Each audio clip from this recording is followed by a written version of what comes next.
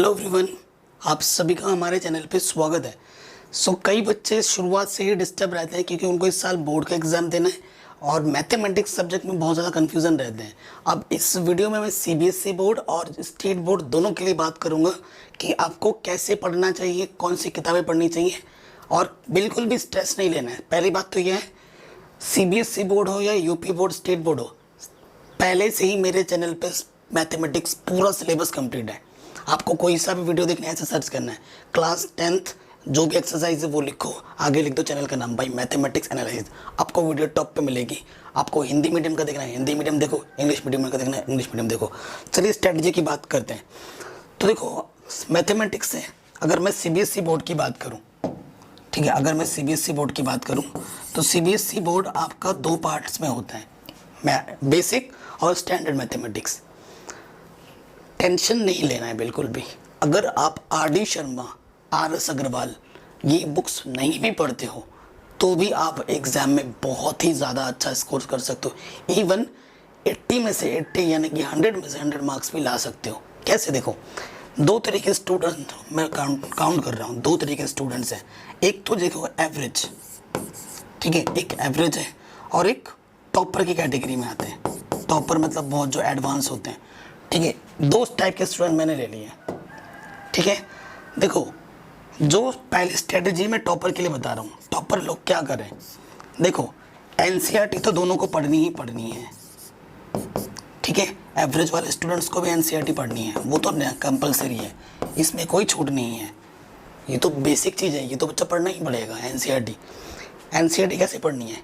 NCERT का हर एक example, हर एक कॉन्सेप्ट आपको आना चाहिए, हर एक क्वेश्चन आपको आना चाहिए, ठीक है। और हाँ, अगर आप सीबीएसई बोर्ड में हो तो आपके लिए ऑप्शनल एक्सरसाइज भी कंपलसरी है और वहाँ से भी क्वेश्चंस आते हैं, ठीक है। लेकिन कुछ चैप्टर ऐसे हैं जिनके बहुत ज़्यादा इंपॉर्टेंट नहीं, वो नहीं आते हैं। वो एक स्पेशल स्ट्रेटजी वीडियो बनाऊंगा, मैं बता दूंगा कौन से आते हैं कौन से नहीं आते हैं, ठीक है। देखो, पहली चीज़ तो एनसीईआरटी पढ़नी ही पढ़नी है। उसके साथ सीबीएसई खुद जो रिकमेंड करती है वो है एनसीईआरटी एग्जाम्पलर।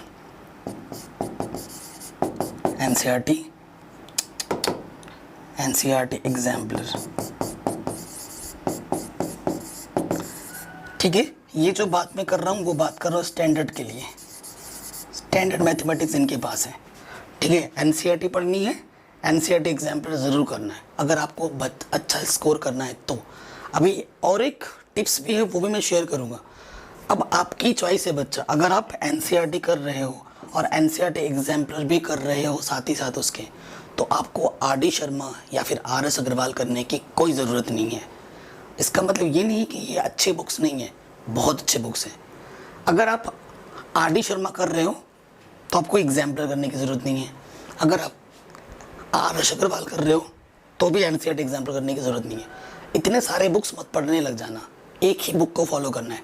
एनसीईआरटी तो पढ़नी ही पढ़नी है, स्टैंडर्ड मैथमेटिक्स की बात कर रहा हूँ मैं भी, ठीक है। अब देखिए, अगर ये चीज़ हो गई, अगर मेरे से मेरा पर्सनल सजेशन पूछोगे, ठीक है, एनसीईआरटी एग्जाम्पलर अगर नहीं पढ़ना चाहते, बट एनसीईआरटी एग्जाम्पलर से बहुत ज़्यादा क्वेश्चन आते हैं, सीबीएसई खुद रिकमेंड करती है और बहुत सस्ती भी होती है। और पढ़ने का तरीका क्या होगा, पहले एनसीईआरटी पढ़ना है आपको, फिर एनसीईआरटी के बाद एनसीईआरटी एग्जाम्पलर का उसी चैप्टर को पढ़ना है जिस चैप्टर को अभी जस्ट आपने फिनिश किया है, ठीक है। ये स्ट्रेटजी होनी चाहिए, इस तरीके से आपको पढ़ना है, ठीक। जैसे एनसीईआरटी का आपने चैप्टर 1 फिनिश किया, रियल नंबर, तो इसका फिर आप एनसीईआरटी एग्जाम्पलर का चैप्टर 1 कर सकते हैं, ठीक है। ये चीज़ हो जाएगी। या फिर अगर आपको एनसीईआरटी एग्जाम्पलर नहीं करना है, आर.डी. शर्मा या फिर आर.एस. अग्रवाल ही करना है, तो दोनों में से कोई एक ही बुक पढ़ना। अगर मेरी चॉइस मानोगे, मेरा पर्सनल सजेशन मानोगे, तो बोर्ड एग्ज़ाम के पॉइंट ऑफ व्यू से आर.एस. अग्रवाल बेस्ट बुक है। अगर एनटीएससी वगैरह का एग्ज़ाम देना है आपको, उसके पॉइंट ऑफ व्यू से अगर पढ़ना चाहते हो, ऑल इन वन अगर बोला जाए हर एक एग्ज़ाम के लिए, तो आर.डी. शर्मा बेस्ट है। लेकिन अगर आपको सिर्फ बोर्ड एग्ज़ाम के पॉइंट ऑफ व्यू से पढ़ना है तो आर.एस. अग्रवाल बेस्ट है। अब आपकी चॉइस है, आपको क्या पढ़ना चाहिए। मेरा पर्सनल फेवरेट तो आर.एस. अग्रवाल है बोर्ड एग्ज़ाम के पॉइंट ऑफ व्यू से। मेरे पास दोनों किताबें और मैं दोनों कंटेंट चैनल पे अपलोड करता हूँ, डोंट वरी, ठीक है। अब एवरेज स्टूडेंट्स हैं, ठीक है, एक रामबाण उपाय भी है मेरे पास। रामबाण उपाय क्या है कि आपको एनसीईआरटी एग्जाम्पल भी नहीं पढ़ना, आर.एस. अग्रवाल भी नहीं पढ़ना और आर डी शर्मा भी नहीं पढ़ना, एनसीईआरटी तो पढ़ ही रहे हो, उसको ढंग से पढ़ना।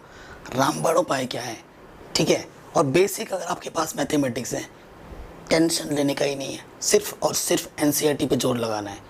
पूरी एनसीईआरटी आपको अच्छे से आनी चाहिए, आपको कोई दुख कोई तकलीफ नहीं होगी, ये मुझसे लिख लो।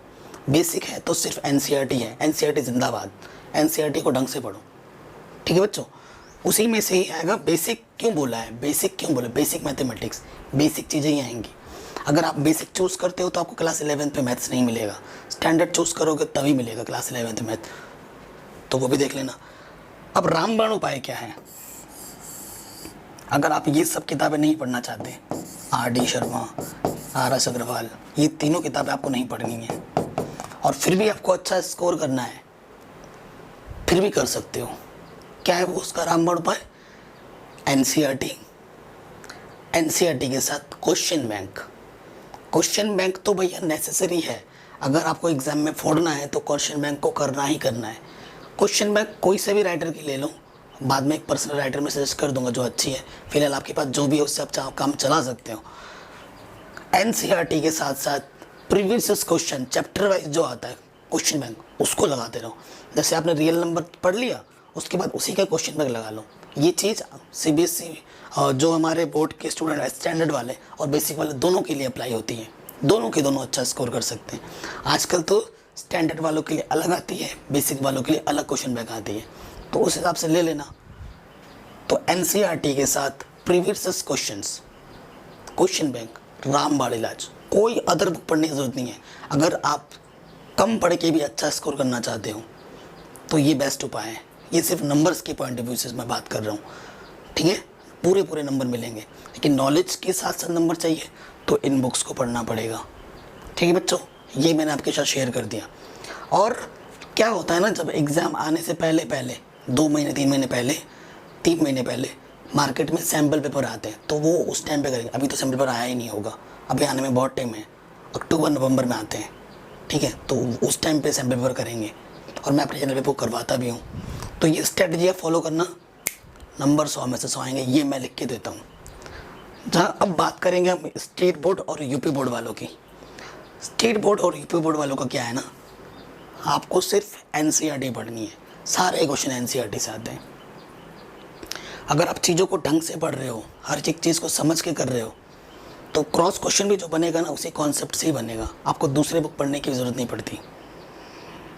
बट स्टेट बोर्ड में हो तो एनसीईआरटी के साथ साथ पुराने 5 साल के पेपर कर लेना, पुराने 5 साल के, आप एग्ज़ाम में फोड़ के आओगे। वीडियो अच्छी लगी हो तो लाइक करें, हर जगह शेयर करें, चैनल पर डेली वीडियो अपलोड होती है।